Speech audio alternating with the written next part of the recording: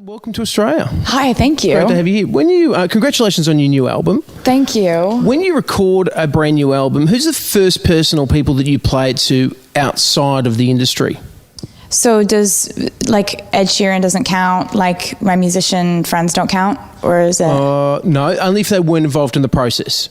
People who weren't involved in the process. Yeah, Ed is one of the first people that I play it for, and Lord, my friend Ella, is another person who I respect their opinions, and so when they have a favorite song, it's kind of like I pay attention to that. What did they suggest from the album? What was their favorite songs from the album? Ed has a song that he's obsessed with called Bad Blood, and Ella likes a song called Welcome to New York. Okay. And the song, that's her favorite, I think. That's good, awesome. And obviously that must make you feel pretty good then? Yeah, it's awesome because both of them are such amazing songwriters. So when they kind of raise their hand and go, that one, it's a cool moment. Do you know, I've got to say, you know how you play like games with your friends, like celebrity who you date or whatever? We've got this thing where if you had to send a human being to meet the aliens, like who would represent the human race the best as women? And you always come up as the perfect human. I know, because there's everything about you, because you look like a supermodel. You sing, and then there's no one that says a bad word about you. Can you tell me something just to make me feel better about myself? Like, do you eat in bed or do you do something? What are you talking about? You are so gorgeous. It's hard to talk to you. Don't even do that. I love that. That's so crazy. You have the cheekbones. You have the cheekbones. I don't have the cheekbones. Yeah, but I'm an edgy mess. Like, I'm all over the place. But the difference is you've got such a clean image. But do you do anything weird? Like, anything like that you go, how embarrassing? Like, I think it's well documented people finding flaws with me. I don't think that that's a problem for anyone. Really? But yeah, I mean, pretty much all I do when I'm not doing interviews or shows is watch TV. So there you go. Wow. Does that help you? I mean, that was pretty wild. I mean, you wanted something wild? Yeah, like something crazy that I go, oh, she's not perfect.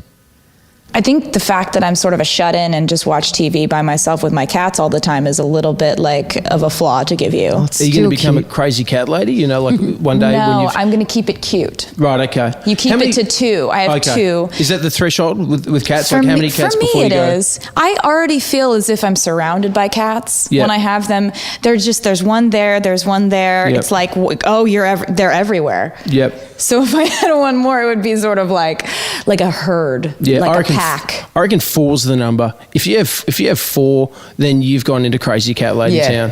Unless you're rescuing them and fostering them, and don't make me feel bad. You know what I'm saying? You don't need to make me feel bad about that. I mean, then there's the loophole. There's the one that's the exception. Yeah. Is it the same with children? Probably. No. Have as many kids. Okay. As you want. Yeah. Sophie says that you're the perfect human. Is there a skill that you don't have but you would like to have? Yes. I wish I could speak French and Spanish, and I can't. But you can learn that, though. But I haven't. Yeah, that's a really good point. I didn't think of that. We're almost 25 years in, you guys, and brain development is not speeding up. It's not going to happen? Yeah. I mean, I could very well do it, but if you were asking me if I could push a button and be able to do something really well, it would be like fluent French, fluent Spanish. I don't understand how you're so worldly at how young you are. Like, your songwriting is so on point. Thank you. And I know people say that you write about ex-boyfriends and stuff like that, but what else are you meant to write about? The thing is, it's so public, isn't it, you dating? So if it's not love, it's about nightclubs. But how do you feel when people say that you write about boyfriends? It's interesting because I think as a songwriter, you have your fans who have been keeping up with your music since before you were known. You know, my first album came out when I was 16. So I would write about my life as I saw it, as I felt it. And then what happens is, as you get more successful, which you're lucky if that happens, you have more and more people paying attention to what you're doing. And you've been doing it the same way your entire career as a songwriter, but all of a sudden the perspective has changed. And they use kind of you writing songs about your life as a way to play detective. And for me, I have a really strict personal policy that I never name names. Yeah. And so anybody saying that a song is about a specific person is purely speculating. Yeah, right. And they're going to do that, but the most important thing for me is maintaining artistic integrity, which means as a songwriter, I still continue to write about my life. Yeah. I could very well water it down, and I could just say, like, you know, the sky is blue and now we're dancing and we're in a club and it's great. But I just don't think I love that song. I know it was a number one hit, but no, but people can sense honesty. You can tell in your music. You can hear. You're going to have people who are going to see the depth from which you approached a song, the fact that you put, you know, your real emotions into it, and that's valuable and that's good and that's real. Yeah. And then you're going to have people who are going to say, oh, you know, like she just writes songs about her ex-boyfriends. And I think, frankly, that's a very sexist angle to take. No one says that about Ed Sheeran. No one says it about Bruno Mars. They're all writing songs about their exes, their current girlfriends, their love life, and no one raises a red flag there. It's true. Is there a theme with this album then, with the new album? Yeah, I like to have lots of different themes. Yeah. I approach it from sort of an angle where I'm making an album for 2 years, so I like for there to be visual themes. For this one, there are a lot of Polaroids. You see a lot of neon lights. You see a lot of pastel colors. I think emotionally, it comes from a place of much more independence and freedom. It's about me moving to New York and kind of living my life on my own terms. I think lyrically, it's still it's storytelling based, but the production is kind of, it drew a lot of inspiration from the late 80s synth pop era. And I think a lot of really cool things were happening in culture and in music at that point. Yeah. So it's been such a joy to make this album. It's my first pop album. Everything I've done before we've called country, even though I've always really played with a lot of pop sensibility. But this is the first time I've been like, I'm making a pop album. Yeah. Good on you.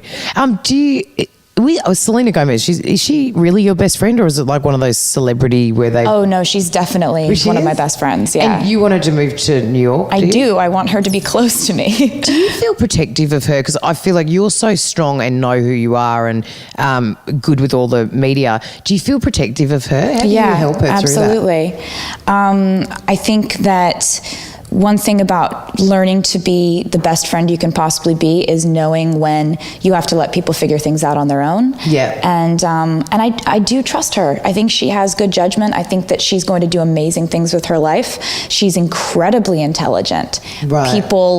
It would scare them if they knew how smart she is.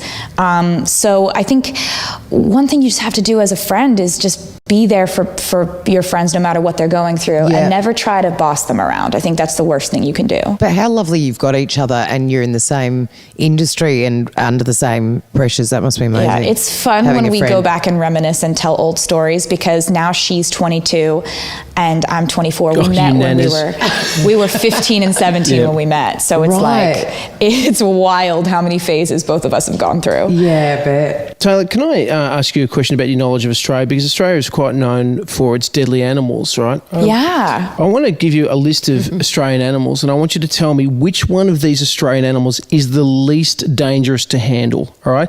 Now, they sound innocuous, but I assure you there is some jeopardy to them. Okay, first one, a blue ring octopus. Second one, a funnel web spider. Third one, a death adder. And the fourth one, an Altian Childs. Which one of those is the least dangerous? The second one, the spider. Funnel web spider? I hate spiders. Is that right? Most deadly spider on the planet. Really? Yeah. They live here in Sydney and they kill you. There's no anecdote. You die. You're just gone. There's no anecdote. Oh, God. Yeah. Oh, God. Why? Oh, God. And I've got one in my pocket for you now. Oh, no. I'm only kidding. What I do have, Taylor, I have, amongst my other phobias, is arachnophobia. So, oh, really? Yes. Yeah.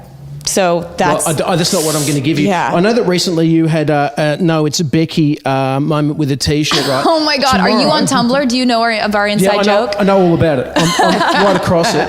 But tomorrow in Hyde Park, your fans are having a Swiftnik. Oh my God. Which is a picnic for Taylor Swift fans. That's Did you know? amazing. And so they asked us to give you a T-shirt that clearly doesn't fit and you will never wear. But I would like to give it to you anyway. Thank from the you. Might wear it when fans. you wear fake Genius. tan or something. It's genius. So there you no, go. it's Swiftnik. Amazing. Taylor, thank you very much for your Thanks time. so much. Thanks for talking to me, guys. Enjoy the rest of your time in Australia and don't touch any Altin Childs. Thank you for my new education on deadly spiders. It really helps with my anxiety.